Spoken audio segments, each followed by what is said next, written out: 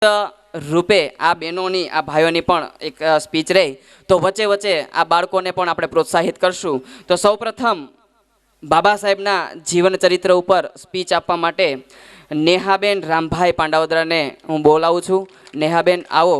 અને જે વિદ્યાર્થી ભવન છે, વણકર સમાજ વિદ્યાર્થી ભવન, આ બધાના સહયોગથી, સમાજના સહયોગથી, આ લોકોના સહકારથી બન્યું છે. તો અમરાભાઈ રાઠોડનું સ્વાગત કરવા હું કરશનભાઈ પાંડાવદરાને નિવેદન કરું છું. અમરાભાઈ રાઠોડનું સ્વાગત કરશે પુષ્પોથી. અમરાભાઈ રાઠોડનું સ્વાગત થાય છે.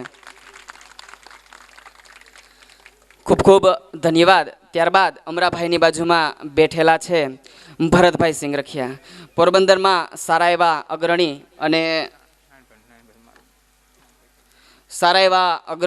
સારા એવા એડવોકેટ, સામાજિક કાર્યક્રમોમાં અગ્રેસર ભરતભાઈ સિંગરખિયાનું સ્વાગત કરવા માટે હું શિક્ષક શ્રી નાનભાઈને જ વિનંતી કરું છું. તાળીઓ.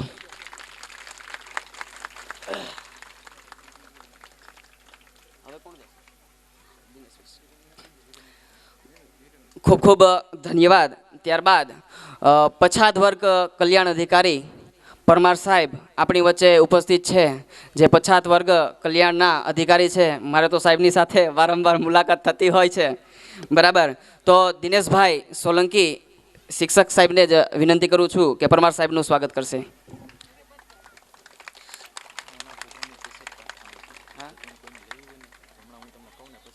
Okay okay. તાળીઓનો ગડગડાટ ચાલુ રહેવો જોઈએ. તમને બેટરી ચાર્જ કરવા માટેનો પૂરતો સમય આપવામાં આવશે, પણ ત્યાં સુધી આ કામ કરો. ખૂબ ખૂબ ધન્યવાદ. બેનને ઘણી વેટ કરાવી. સોરી બેન, હવે ચાલુ કરો આપનું વક્તવ્ય. ઉપસ્થિત બહારથી આવેલા મહેમાનો તથા મારા સમાજના ભાઈ બહેનો, આજે હું ડૉક્ટર ભીમરાવ આંબેડકર વિશે થોડુંક કહીશ. ડૉક્ટર ભીમરાવ આંબેડકરનો જન્મ મધ્યપ્રદેશના મહુ ગામમાં 14 એપ્રિલ 1891 રોજ થયો હતો. તેમના પિતા રામજીભાઈ લશ્કરની શાળામાં શિક્ષક હતા. તેમની માતા ભીમાબાઈ તેમને 6 વર્ષની જ ઉંમરમાં છોડીને જ અવસાન પામ્યા હતા. ભીમરાવ ભણવામાં અતિ તેજસ્વી હતા. 1907માં એમણે મેટ્રિકની પરીક્ષા પાસ કરી. જ્ઞાનીજનોએ એક સભા રાખી હતી. એમાં ભીમરાવનો સન્માન કરવાનું નક્કી કર્યું હતું. અનેક તકલીફોનો સામનો કરીએ ભણ્યા અને MA PhDની ડિગ્રી મેળવી એમને ભારતમાં જ નોકરી મળી. પરંતુ એમના જ ઓફિસના પટાવાળા એમના સામે ગેરવર્તાવ કરતા હતા. જય હિન્દ, જય ભીમ, જય બુદ્ધ. ખૂબ ખૂબ ધન્યવાદ. ત્યારબાદ આપણી વચ્ચે રાજુભાઈ ચાંચિયા ઉપસ્થિત છે. તો હું વિરમભાઈને જ વિનંતી કરું કે રાજુભાઈ ચાંચિયાનું સ્વાગત કરશે. વિરમભાઈ પાંડાવદરા.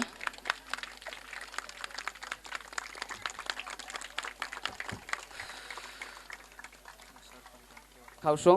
હવે આગળ વધતા અમે જે શિક્ષક મિત્રો છે એણે બધાના સહકારથી ચિત્ર સ્પર્ધા, વક્તૃત્વ સ્પર્ધા અને નિબંધ સ્પર્ધાનું આયોજન કરેલું હતું. આ વિદ્યાર્થીઓ જે છે સારી પ્રતિભા બતાવેલ છે. આ લોકોને વચ્ચે સન્માનિત આપણે કરતા જઈએ અને કાર્યક્રમ આગળ ધપાવતા જઈએ. એટલે સૌપ્રથમ ચિત્ર સ્પર્ધામાં ધોરણ 5, 5 અને 6 માંથી પ્રથમ નંબર આવેલ છે પાંડવદરા ઉર્મિલાબેન નાથાભાઈ. પરમાર સાહેબને વિનંતી કરું, પછાત વર્ગ કલ્યાણ અધિકારી, કે એમને સર્ટિફિકેટ આપી અને સન્માન કરશે. પરમાર સાહેબ પધારો. ત્યારબાદ પાંડાવદરા પૂજાબેન લીલાભાઈ. ઉતાવળ રાખજો બેનો. બીજો નંબર મેળવેલ છે ચિત્ર સ્પર્ધામાં. પરમાર સાહેબ 2 મિનિટ ઊભા રહેશો. ત્યારબાદ પરમાર સાહેબના હસ્તે જ ઇનામ લેશે પાંડાવદરા કારા સામતભાઈ. તાળીઓનો ગડગડાટ ચાલુ જ રહેવો જોઈએ. મારે ઘડીએ ઘડીએ આપણે કહેવું પડે, યોગ્ય ન લાગે.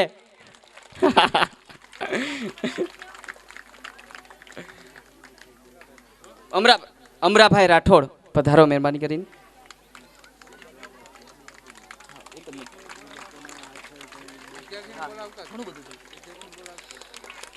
અમરાભાઈ 2 મિનિટ ઊભા રહેજો. ત્યારબાદ આપણે ચિત્ર સ્પર્ધામાં ધોરણ 7, 8, 9માં પાંડવદરા હિના ભીમાભાઈ પ્રથમ નંબરે આવે છે. બીજા નંબરે પાંડાવદરા આરતી વત્સીભાઈ.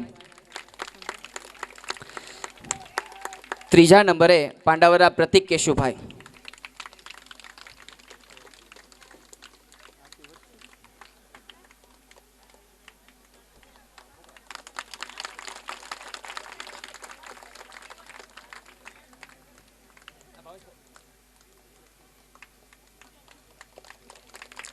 ખૂબ ખૂબ ધન્યવાદ. ત્યારબાદ ખૂબ ખૂબ ધન્યવાદ અમરાભાઈ. ત્યારબાદ ધોરણ 10, 11 અને 12ના મોટા ધોરણોમાંથી પ્રથમ નંબર આવે છે પાંડાવદરા આરતી ઘેલાભાઈ. હું હરીશભાઈ પરમારને જ વિનંતી કરું કે એમને સન્માનિત કરશે. અને બીજા નંબરે આવે છે પાંડાવદરા નિર્મલ લીલાભાઈ. ઉતાવળ રાખજો, નિર્મલ ના હોય તો એના કોઈ ઘરના વ્યક્તિ હોય, મિત્ર હોય એ પણ લઈ શકે છે. આવી જાઓ, આવો બેન.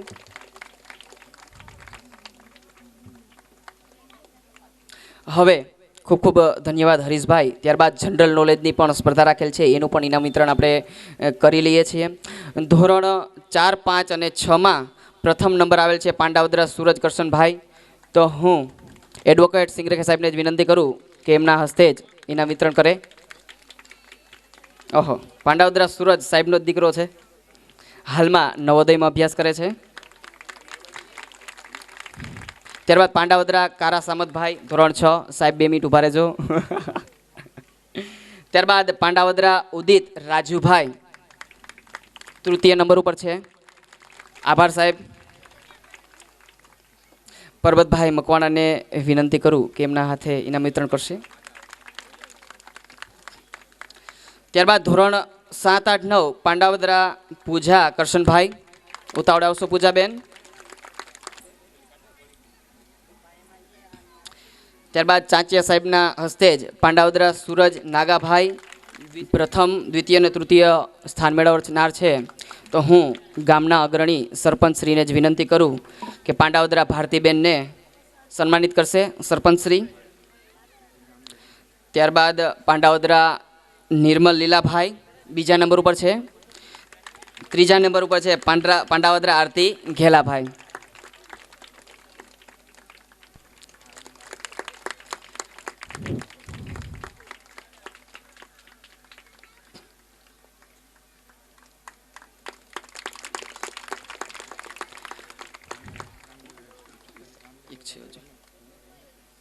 અને ત્યારબાદ વક્તૃત્વ સ્પર્ધા ધોરણ 4, 5, 6 એમાં પ્રથમ, દ્વિતીય, તૃતીય સ્થાન આવેલ છે. તો હું રામદેવભાઈ મોઢવાડીને વિનંતી કરું એમના હાથે જ ઇનામ વિતરણ કરશે. તો ધનદાસ દીપકદાસ પરમાર.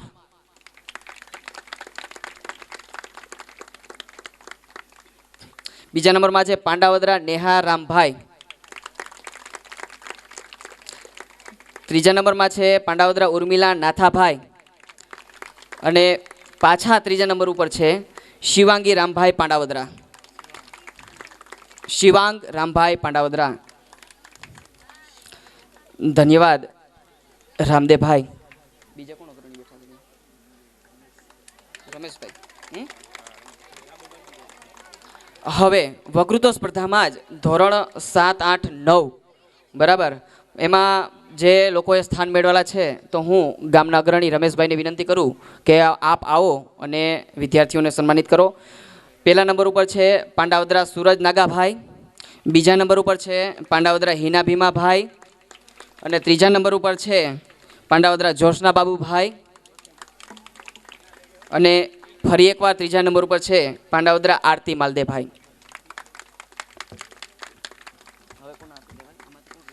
મિત્રો, હર હંમેશની માટે મારી નજરમાં એક પ્રતિભા રહેતી હોય આ ગામમાં તો એ છે અરભમભાઈ પાંડાવદરા. જોકે મારી સામેથી તો એ પાછળ જ ભાગી જાય છે, છેટા દૂર થઈને ઊભા છે કે સાહેબ કે મને ક્યાંય સન્માનમાં લેતા નહીં, એવો ભલાઈ તમારી. પણ અરભમભાઈ આ કાર્યક્રમના પાયાના પથ્થર આપ છો. ફરી એકવાર જોરથી બોલું છું, અરભમભાઈ ગામનો સહયોગ છે, સમાજનો સહયોગ છે, સહકાર છે, બધું છે, પણ પાયાના પથ્થર તો આપ જ છો ભાઈ, બરાબર. પણ આપની એક મહાનતા છે કે આગળ આવવામાં આપ શરમાવ છો. ખૂબ ખૂબ ધન્યવાદ. ત્યારબાદ અરભમભાઈને વિનંતી કરું કે પરમાર આરતીબેન પાંડાવદરા, આરતીબેન પરમાર અમિતભાઈ પાંડાવદરા આરતીબેન અને પરમાર હેતલબેનને સન્માનિત કરશે. અરભમભાઈ.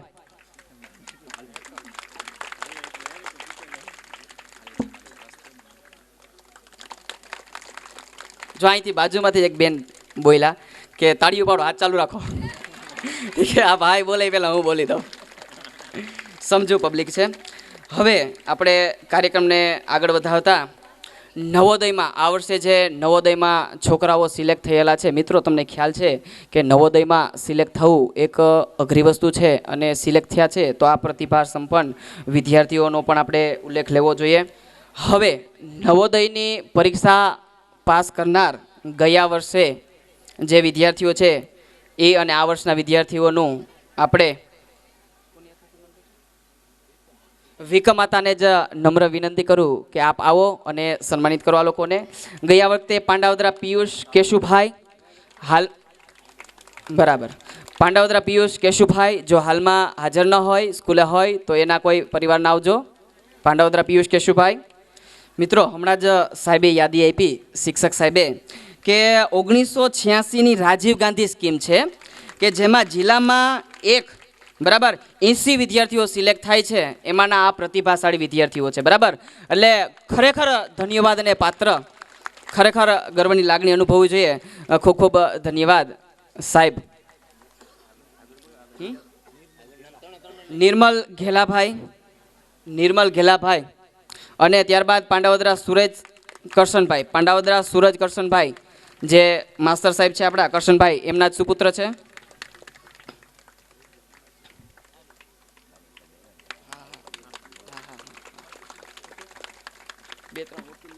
ખૂબ ખૂબ ધન્યવાદ. બીજી એક યાદી છે કે મિત્રો છાયામાં રહેતા રમેશભાઈ ખરાના છોકરા મનોજભાઈ ખરા આઈઆઈટીમાં એડમિશન મળેલ છે, અને આઈઆઈટીમાં એડમિશન એટલે એક બહુ જ મોટી વાત છે. અત્યાર સુધીમાં જેટલો સન્માન સમારોહ થયો ને, બરાબર, આ વર્ષમાં પણ એના ફાધર છે, તો નમ્ર નિવેદન કે એમને શિલ્ડ આપીને સન્માનિત કરશું રમેશભાઈ, અને એ પણ આપણે સરપંચ સાહેબના હાથે જ આપશું.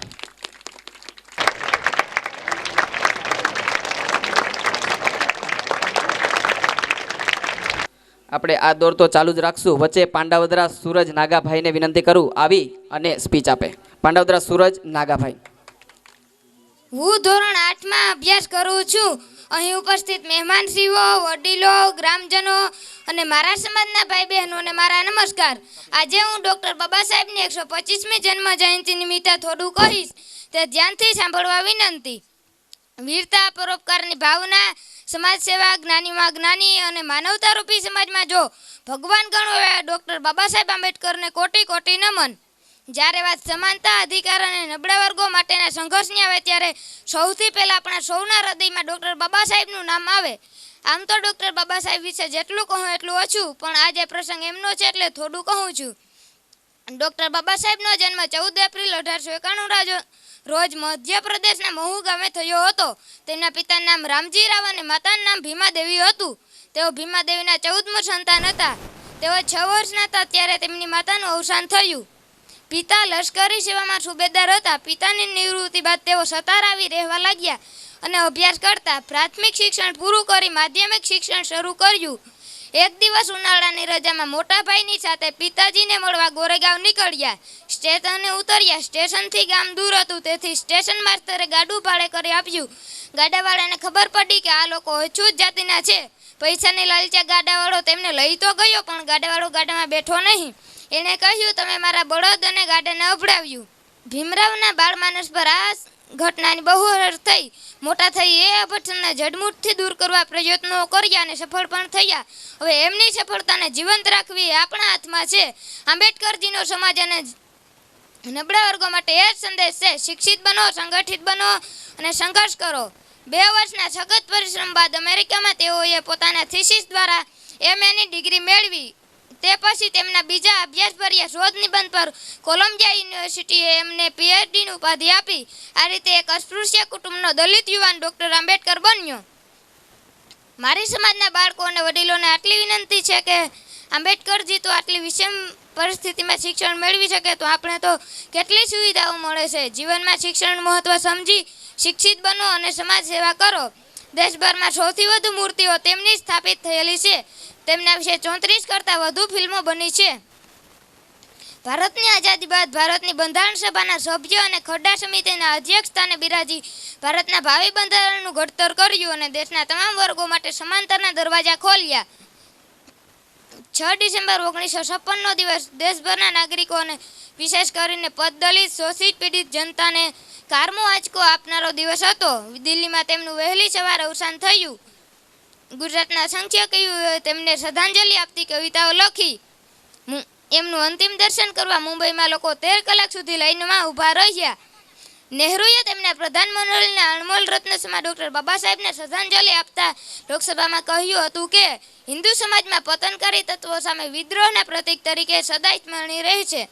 એટલે તો કહેવાનું મન થાય છે, અગર ભીમી दलितों में पैदा हुआ न होता, अगर भीम इन दलितों में पैदा हुआ न होता तो इन दलितों का गुजारा न होता.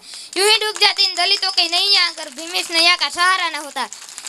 फरी વાર સૌને જય ભીમ અસ્તુ. એ વાત.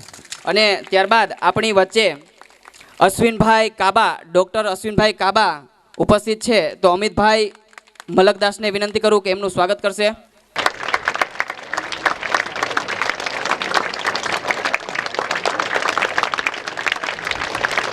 ખૂબ ખૂબ ધન્યવાદ. વચ્ચે આપણે એક વિદ્યાર્થીની સ્પીચ લઈ લઈએ.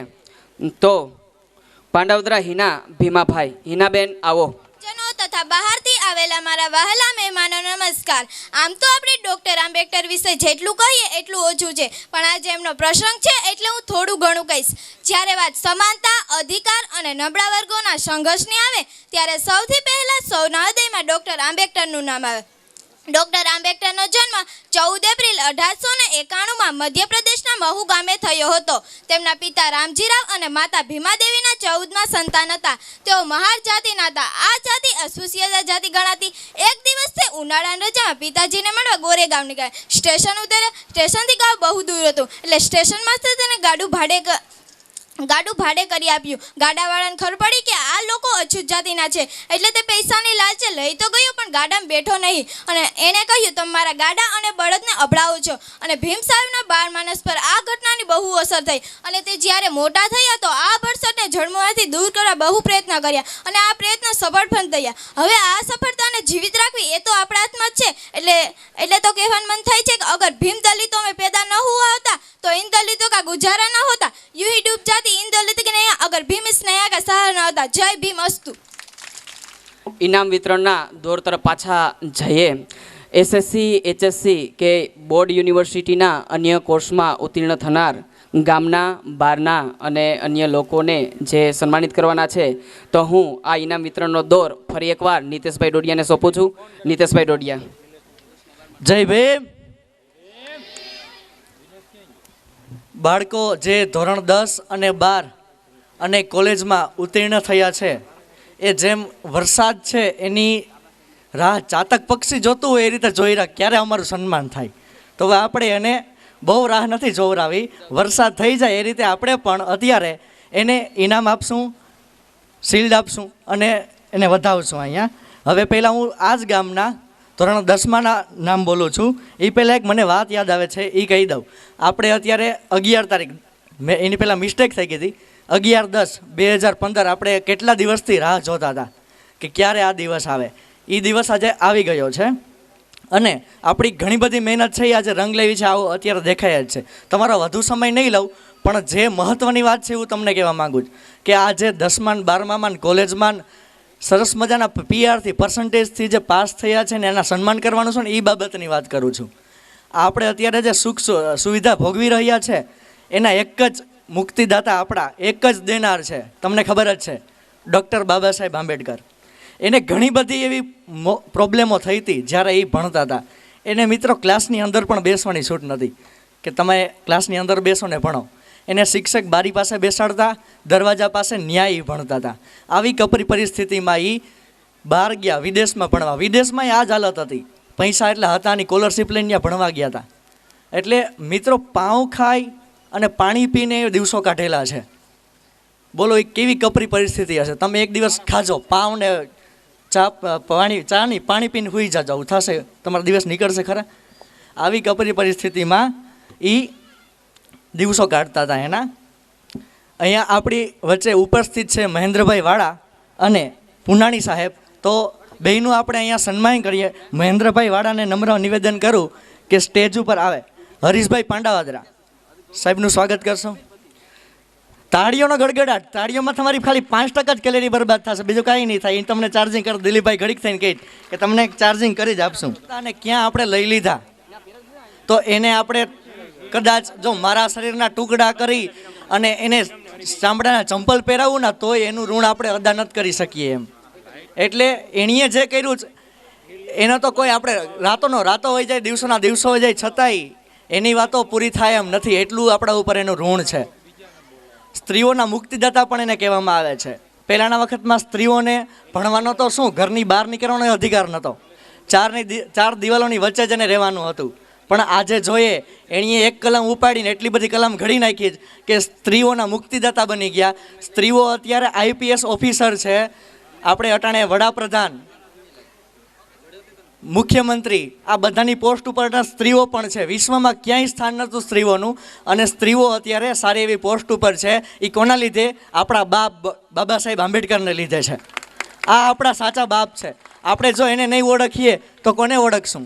બાબા સાહેબે એવું કીધું હતું કે જે માણસ પોતાનો ઇતિહાસ નથી જાણતો એ ક્યારેય ઇતિહાસ સર્જી નથી શકતો. એટલે ઇતિહાસ સર્જવો હોય તો આપણે આપણા બાપને તો જાણવો જ પડે કે એણે આપણા માટે શું કરેલું છે. હવે તમારો વધારે સમય નહીં લઉં, ઇનામ તરફ આપણે આગળ વધીએ. ધોરણ 10 આ જ ગામના જે મિત્રોનું નામ બોલું તે અહીંયા આવશે અને પરમાર સાહેબ જે પછાત વર્ગ કલ્યાણ પવક અધિકારી છે તેના હાથે ઇનામ લેશે. વેગડા રાજુભાઈ વજુભાઈ, રામભાઈ વજુભાઈ 36 PR.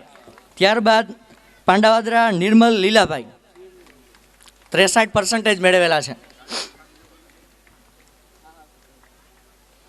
મકવાણા રવિ કારાભાઈ. ફટાફટ આવો, આપણી પાસે સમય ખૂબ ઓછો છે, જલ્દી. ત્યારબાદ પાંડાવાદરા દિલીપ દેવસીભાઈ.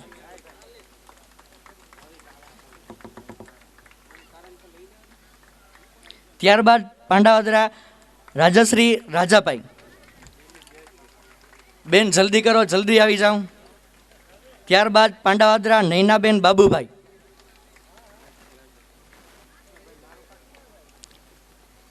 પાંડાવાદરા મુક્તાબેન સામતભાઈ.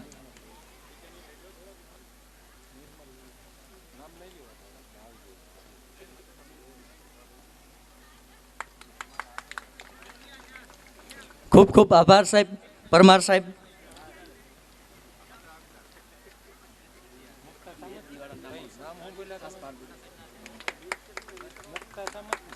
ત્યારબાદ હું હરીશભાઈ પરમારને વિનંતી કરું કે તમારા હાથે પ્રમાણપત્ર એનાઉન્સ કરે. ત્યારબાદ પાંડાવાદરા પ્રવીણભાઈ અર્જનભાઈ. ત્યારબાદ પાંડાવાદરા મયુરભાઈ અર્જનભાઈ. ત્યારબાદ પાંડાવાદરા શિલ્પાબેન ભીમાભાઈ. જો આ વ્યક્તિ હાજર ના હોય તો એના વાલી પણ અહીંયા આવી શકે છે. બાદ મારું અજીતભાઈ લાખાભાઈ.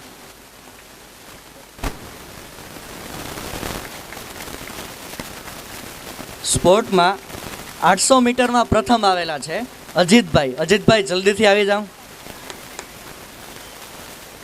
અજીતભાઈના બેન હાજર છે. સ્પોર્ટમાં દોડ હોય 800 મીટરની, એમાં પ્રથમ છે. ખૂબ ખૂબ ધન્યવાદ. ત્યારબાદ ખાવડું હિનાબેન કેશુભાઈ. ધોરણ 12માં 90% લીધેલ છે. તાળીઓના ગડગડાટ. ત્યારબાદ મારું કેવલભાઈ મગનભાઈ 96 PR.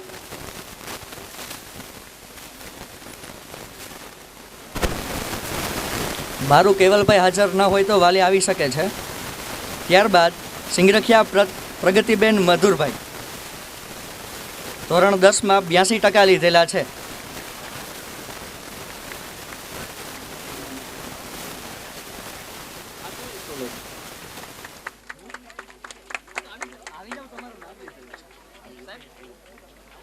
ત્યારબાદ પાંડાવાદરા પિયુષ ઘેલાભાઈ ધોરણ 10માં 99% લીધેલા છે. 99 PR. PR ને પર્સન્ટેજમાં ટકામાં ફેરો. ત્યારબાદ પાંડાવાદરા સુનિલ રાજાભાઈ. સુનિલ રાજુભાઈ છે, રાજાભાઈ નથી. સુનિલ રાજાભાઈ, રાજુભાઈ. હો,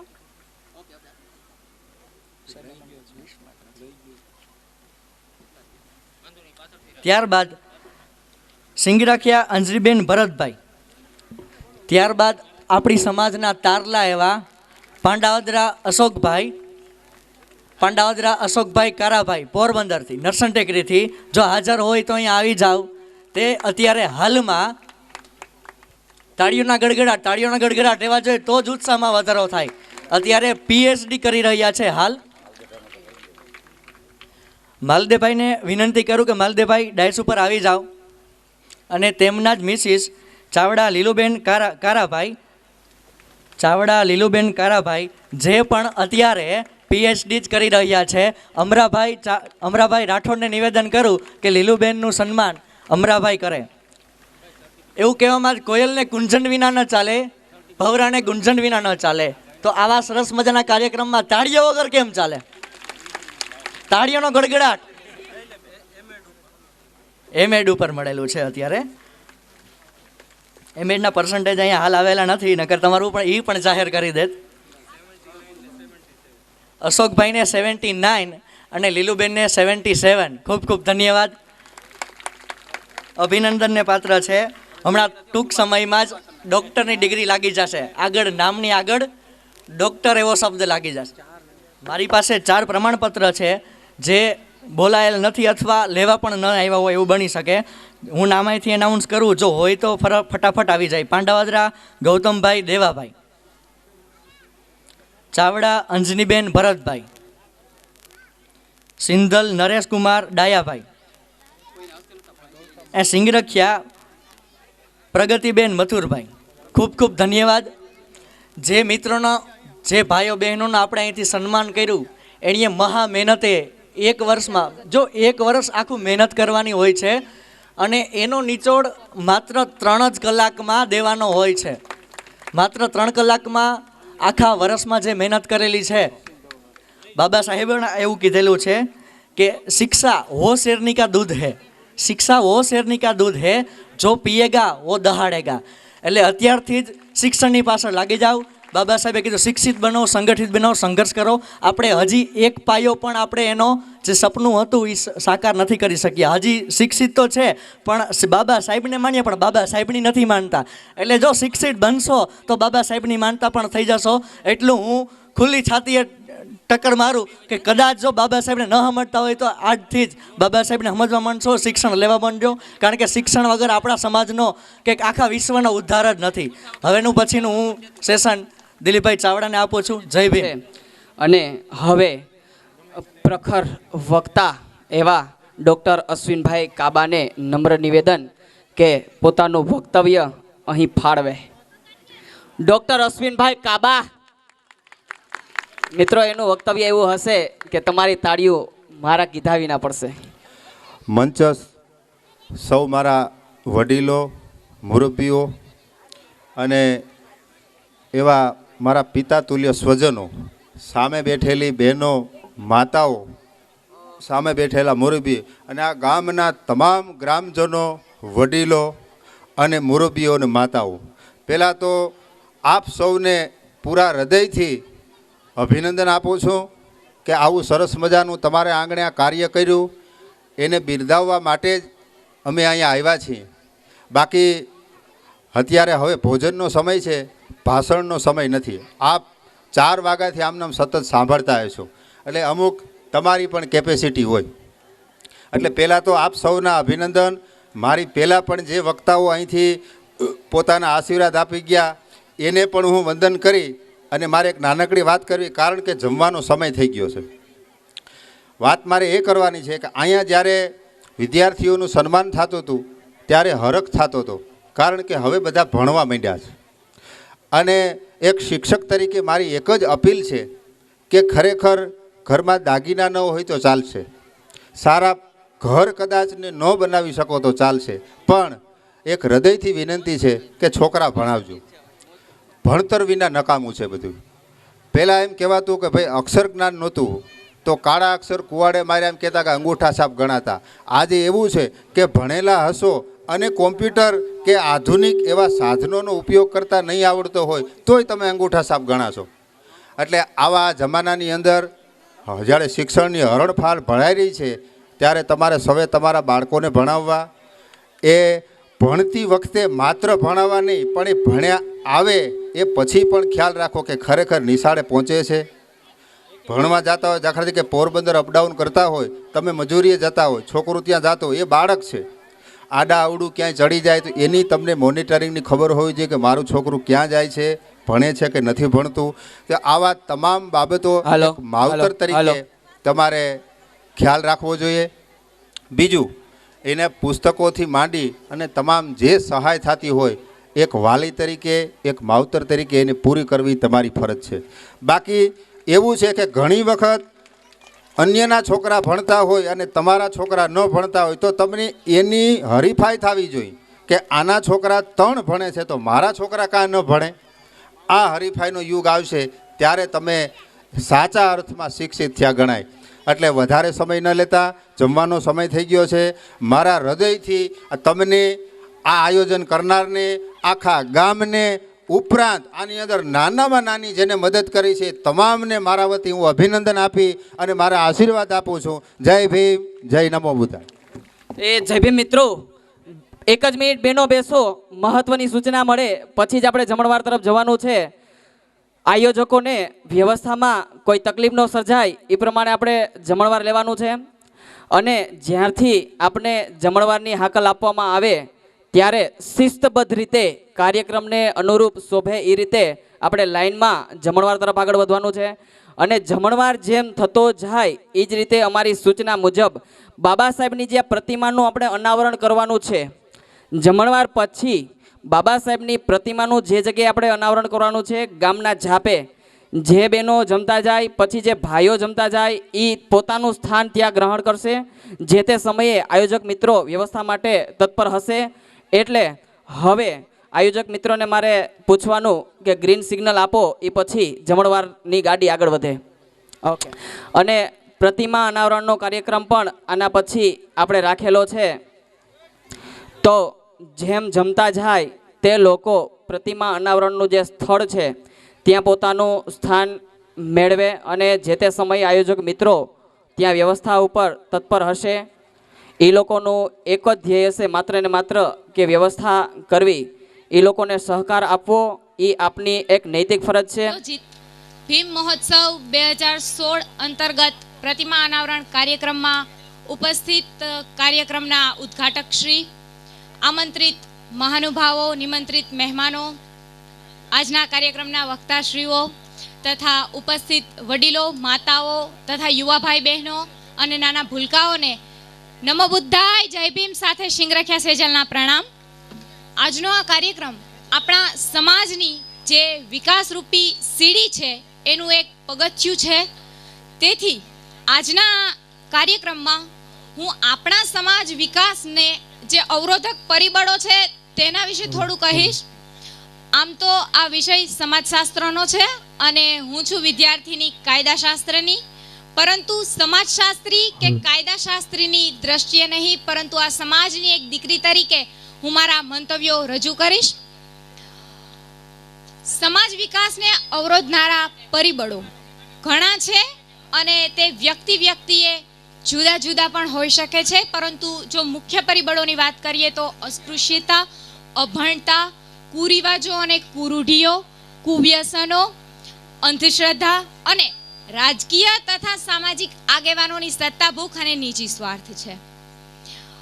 અસ્પૃશ્યતાની જો વાત કરું તો સાહેબ આપણા ગુજરાતના ખ્યાતનામ ગઝલકારે લખ્યું છે, શૂન્ય પાલનપુરી સાહેબે લખ્યું છે, કોઈને નાત ખટકે છે, કોઈને જાત ખટકે છે, કોઈને નાત ખટકે છે, કોઈને જાત ખટકે છે, અમોને સંકુચિત દ્રષ્ટિતણો ઉત્પાત ખટકે છે, નથી એ ધર્મના ટીલા, કલંકો છે મનુષ્યના, વિરાટોના લલાટે અલ્પતાની ભાત ખટકે છે. અસ્પૃશ્યતા કે જેને કારણે આપણા દાદા પરદાદા ભણી ન શક્યા, તેથી આપણો જે બૌદ્ધિક વિકાસ થવો જોઈએ તે ન થઈ શક્યો. આપણા પરમ વંદનીય ભંતેજી આપણી વચ્ચે ઉપસ્થિત થયા છીએ. તો આપણે સૌ તાળીઓથી એમનું સ્વાગત કરીશું.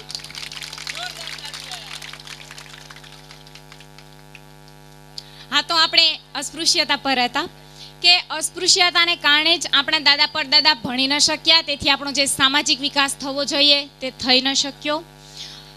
અસ્પૃશ્યતાને કારણે જ આપણે વેપાર વાણિજ્ય ક્ષેત્રે પણ પછાત રહ્યા, તેથી આપણો આર્થિક વિકાસ અટકી ગયો. આવું જ એક બીજું મહત્વનું અવરોધક પરિબળ છે અભણતા. અને અભણતાની વાત આવે એટલે મહાત્મા જ્યોતિબા ફૂલેને યાદ કરવા પડે. તેમણે લખ્યું છે, મતિ વિના નીતિ ગઈ, મતિ વિના નીતિ ગઈ, નીતિ વિના ગતિ ગઈ, મતિ વિના નીતિ ગઈ, નીતિ વિના ગતિ ગઈ, ગતિ વિના સંપત્તિ ગઈ, સંપત્તિ જવાથી શુદ્રે નાસીપાસ થયો. આવડો મોટો અનર્થ એકમાત્ર અવિદ્યાને કારણે થયો. અભણતા ભૂતકાળના સમયમાં અસ્પૃશ્યતાને કારણે આપણે ભણી ન શક્યા, પરંતુ હાલના સમયમાં આપણે શિક્ષિત હોવા છતાં પણ જોઈએ એટલો સામાજિક, રાજકીય, બૌદ્ધિક, શૈક્ષણિક વિકાસ સાધી શક્યા નથી. આનું જો કોઈ મૂળ કારણ હોય તો એ છે શિક્ષિત અભણતા. હા, કદાચ આ શબ્દ સાંભળી આપ સૌને નવાઈ લાગશે કે શિક્ષિત અભણતા, પણ હા, શિક્ષિત વ્યક્તિ પણ અભણ હોઈ શકે છે. શિક્ષિત બન્યા પછી પણ એના એ જ કુરિવાજો, એના એ જ કુવ્યસનો, એની એ જ અંધશ્રદ્ધા અને નવા વિચારોનો અભાવ, શું આ અભણતા નથી? ખેરે વાત જવા દો. ત્યારબાદ કુરિવાજોની વાત કરું તો કુરિવાજો એટલે waste of time, money and energy. ટૂંકમાં કુરિવાજો દ્વારા આપણે આપણી હાથે જ આપણા સમય, શક્તિ અને સંપત્તિને વેડફીએ છીએ. આપણી પાસે જે સમય, સંપત્તિ અને શક્તિ છે એનો યોગ્ય દિશામાં અને યોગ્ય રીતે જો ઉપયોગ કરવામાં આવે તો આપણે સામાજિક વિકાસ જરૂર સાધી શકીએ છીએ. આવું જ કુવ્યસનોનું છે. ચા, પાન, ફાકી, બીડી, તમાકુ આ બધા વ્યસનો છે. અને કવિની દીકરી રહીને એટલે શેર તો મને વાતે વાતે યાદ આવ્યા રાખે. વ્યસનોની જો વાત કરું તો ગુજરાતના ખ્યાતનામ શાયર અમૃત ઘાયલ સાહેબે લખ્યું છે, શુરાને મેં બધા દર્દોની દવા ધારી હતી. શુરા એટલે દારૂ.